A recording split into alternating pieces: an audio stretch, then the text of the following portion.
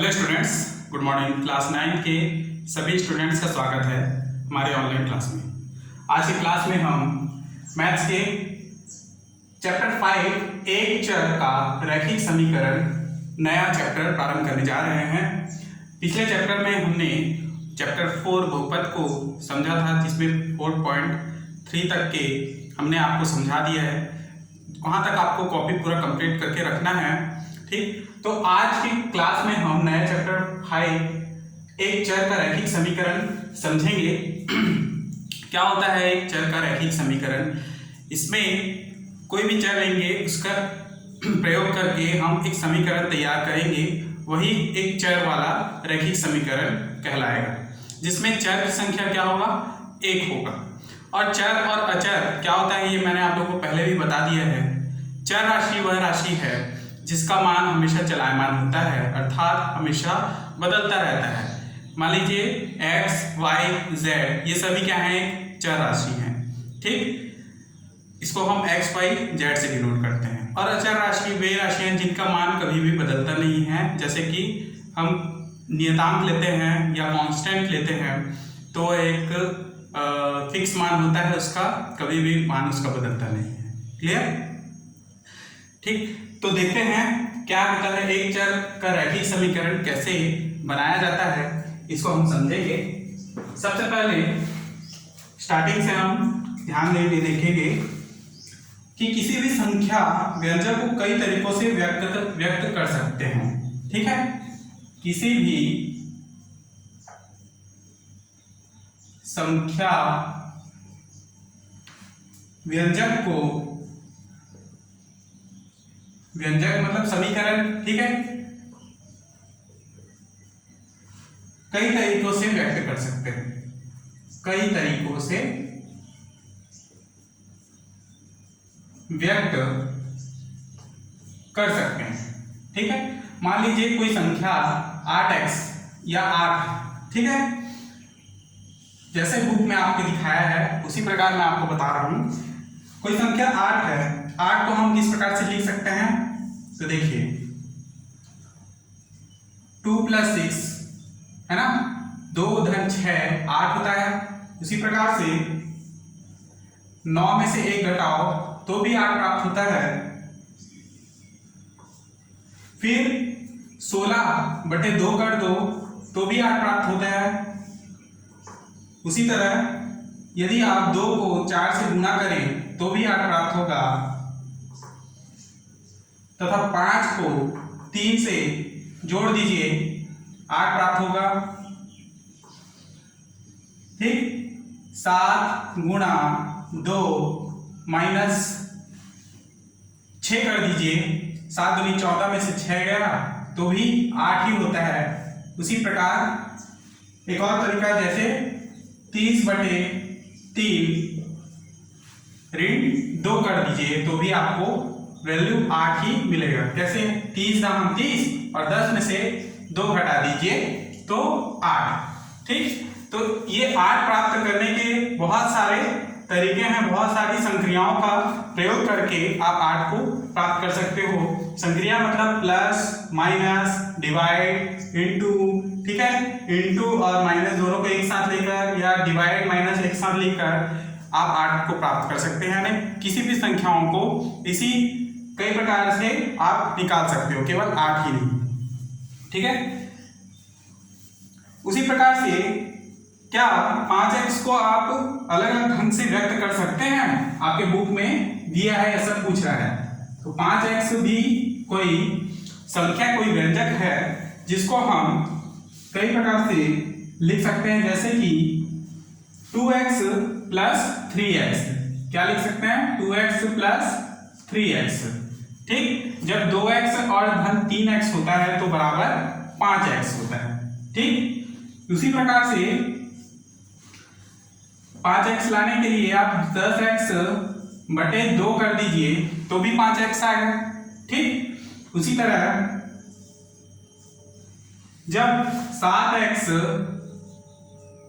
ऋण 2x करते हैं तो 7 में से 2 को घटा दीजिए 5 और x का x यानी कि 5x माइनस करने पर भी प्राप्त होता है।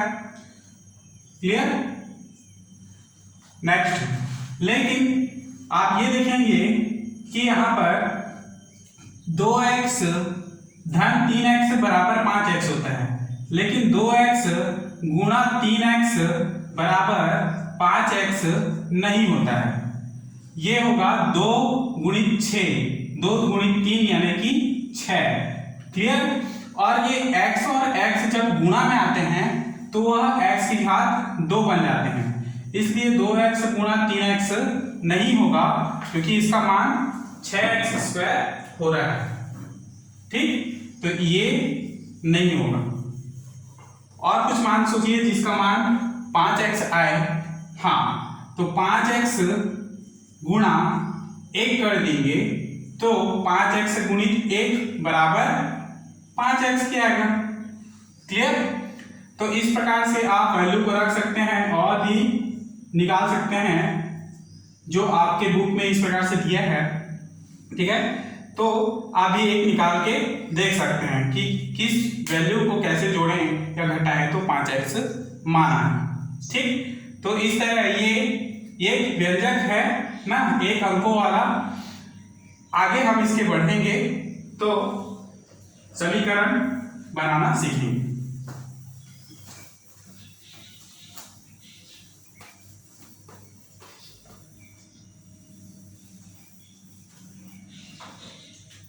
अब देखिए चित्र 1 और चित्र 2 में इसी तरह के चित्र बना के आपको बुक में दर्शाया गया है। ठीक है, करके देखें। क्वेश्चन दिया है आप भी अन्य बीजीय व्यंजक लेकर उन्हें अलग अलग तरीकों से दर्शाइए। तो अलग अलग तरीकों से कैसे दर्शाएंगे आप, करके देखिए। मान लीजिए मैं कोई संख्या लेता हूं, संख्या बीजीय व्यंजक की बात कर रहे हैं तो उसके साथ अक्षर संख्या इनटू में रहेगा। तो जैसे कि मैं लेता हूं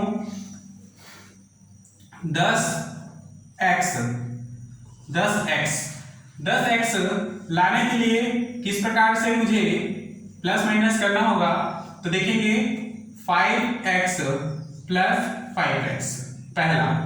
ठीक, दूसरा 2x प्लस 8x। ठीक, जोड़ सकता हूं इस प्रकार। तीसरा, ये तो जोड़ के लिए हो गया। अब देखिए डिवाइड के लिए कैसे, तो डिवाइड के लिए 20x अपॉन 2। ठीक है, जब 20 को 2 से डिवाइड करूं तो 10x आएगा, बिल्कुल आएगा। उसके बाद यदि मैं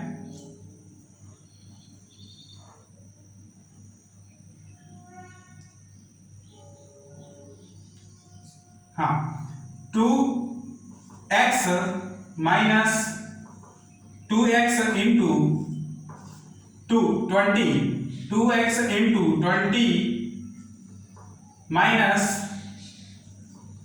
30 कर दूं, है ना, या 30x कर दूं तो भी यहाँ पर 10x आता है। कैसे आएगा, 2 दूनी यानी 20 दूनी 40x माइनस 30x बराबर 10x। क्लियर? तो इस प्रकार से भी आप बना सकते हो। और भी कई संख्याएं हैं जिनको आप इस तरह से लेके बना सकते हैं। क्लियर? उसी तरह से मैं कोई संख्या लेता हूं जैसे कि 16y। यहां पर 16y को आप कैसे लेंगे, तो एक को 2 गुणा 8y बराबर 16y हो। ठीक है, उसी तरह से जब आप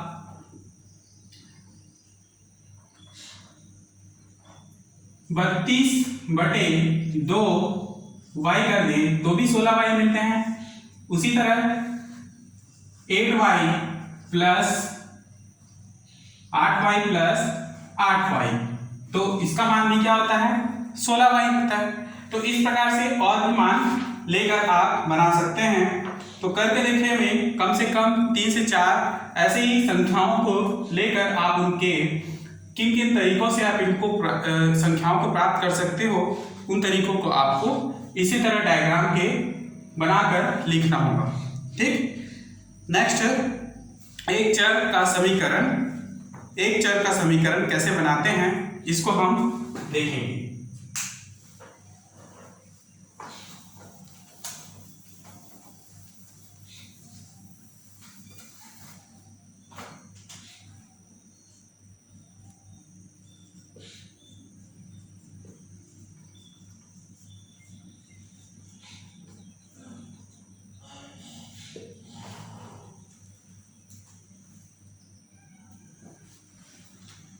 तो देखिए इसमें कुछ बातचीत दिया गया है। कुछ बच्चे रिंकू, जीतू, रेशमा, है ना, इनके बीच एक कुछ बातचीत हुआ है ना, लेकिन उनको पढ़ने की आवश्यकता नहीं है। आप सीधा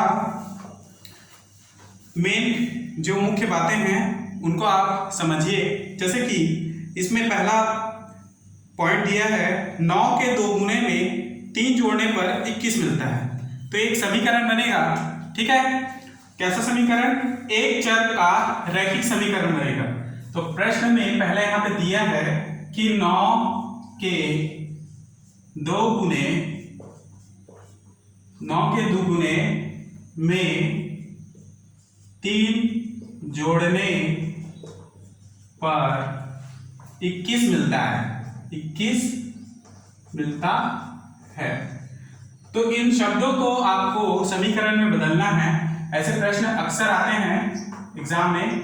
तो 9 के 2 गुने में 3 जोड़ने पर 21 मिलता है। 9 का 2 गुना, 9 का, ठीक है, 9 के 2 गुने यानी कि 2, ठीक है, 9 के 2 में 3 जोड़ने पर 21 मिलता है, ठीक है। तो k का अर्थ होता है 9 के 2 गुने यानी 2 का गुना। तो 9 गुणी 2 में 3 जोड़ने पर क्या मिलता है? 21 मिलता है। और ये एक समीकरण है, ठीक है। 9 दूनी 18, 3 बराबर 21। क्लियर? इस प्रकार से बनाने हैं। दूसरा प्रश्न देखें। 21 में 7 का भाग देकर 6 जोड़ने पर 9 मिलता है। 21 में 7 का भाग देने पर, भाग देकर, क्या लिखा है? भाग देकर 6 जोड़ने पर 9 मिलता है। 6 जोड़ने पर 9 मिलता है। तो इसका समीकरण कैसे बनाएंगे? 21 में 7 का भाग दीजिए, ठीक है। तो सबसे पहले 21/7 लिखेंगे। भाग देकर किसको जोड़ने बोल रहा है? 6 जोड़ने पर। तो +6 कर दीजिए। क्या मिलता है? 9 मिलता है। तो बराबर 9 लिख दीजिए, ठीक है। जो प्राप्त होता है उसको हम बराबर देकर लिखते हैं, ठीक है। तो 21/7 यानी कि 7 या 21 और 3 + 6 = क्या? 9। ये क्या है? समीकरण है। एक चर वाला रैखिक समीकरण है। क्यों एक चर वाला रैखिक समीकरण? अच्छा, ये एक समीकरण है, केवल यहाँ पर चर नहीं है, कोई भी चर राशि नहीं है, लेकिन यहाँ पर चर राशि लिया जा सकता है, ठीक है। यहाँ पर कोई भी चर राशि लिया जा सकता है, उसके बारे में हम आगे पढ़ेंगे। उसी प्रकार से 21 में से 3 घटाकर 2 भाग देने पर 9 मिलता है।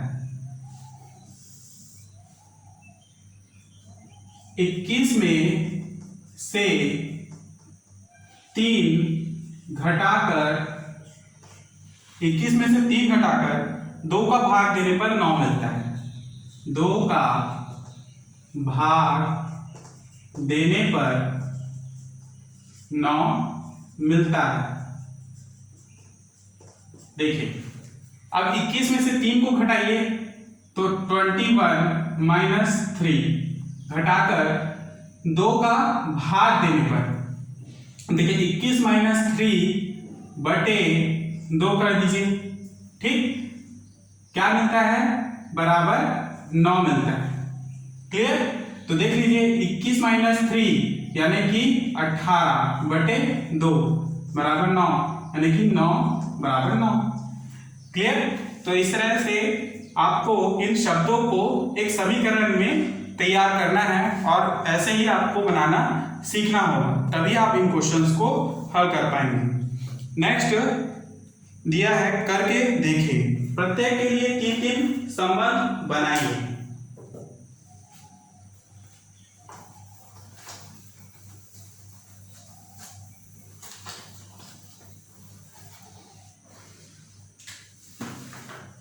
देखेंगे दिया है करके देखें के प्रश्न, ठीक। तो प्रत्येक के लिए 3-3 संबंध बनाइए, प्रश्न में दिया है। तो पहला प्रश्न क्या है, 2 व 5। तो 2 व 5 के बीच कितने संबंध बनाने हैं, 3 संबंध बनाने हैं। कैसे बनाएंगे, जैसे कि मैं यहां पर लिखता हूं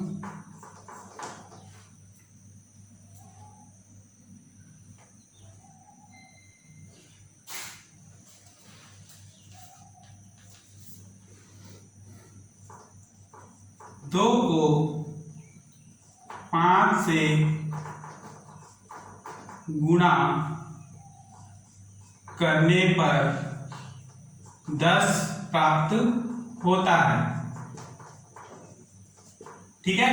तो 2 गुणी 5 बराबर क्या लिखेंगे, 10, पहला।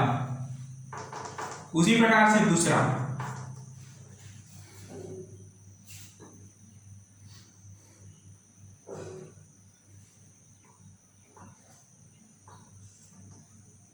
2 में 4 गुणित 2 में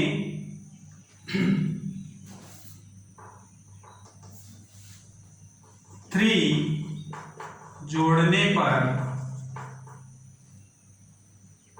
5 प्राप्त होता है, ठीक है। तो इसको भी हम 2 + 3 = क्या लिखेंगे, 5। उसी प्रकार से तीसरा पॉइंट क्या है, जब हम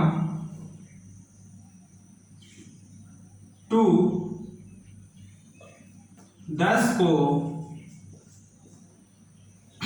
2 से भाग कर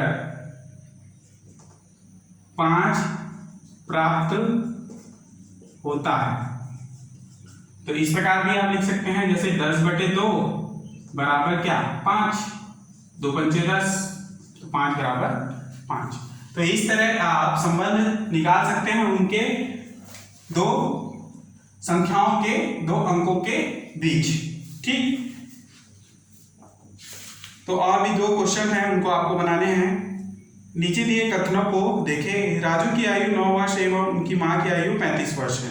तो एक कथन जो दिया है उसका आपको समीकरण बनाना है। कैसे बनाना है, तो ध्यान देंगे, एक प्रश्न मैं आपको बता रहा हूं।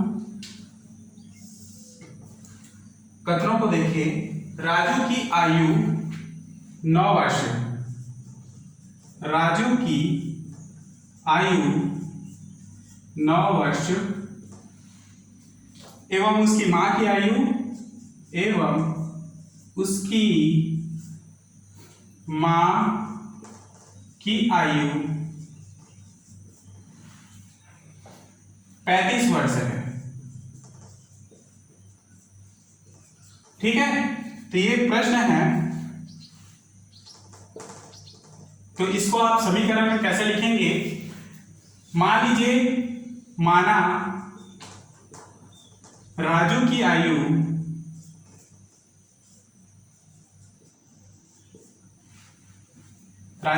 कितनी है, 9x तथा 9x वर्ष।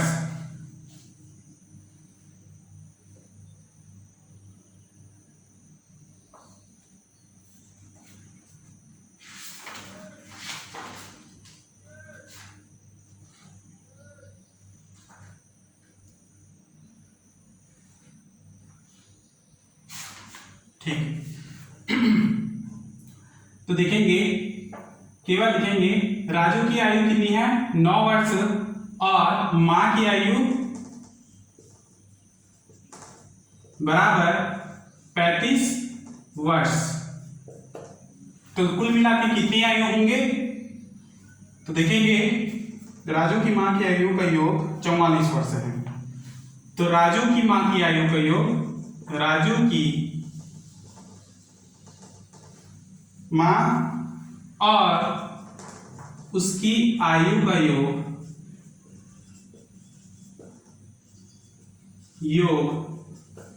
बराबर 44 वर्ष।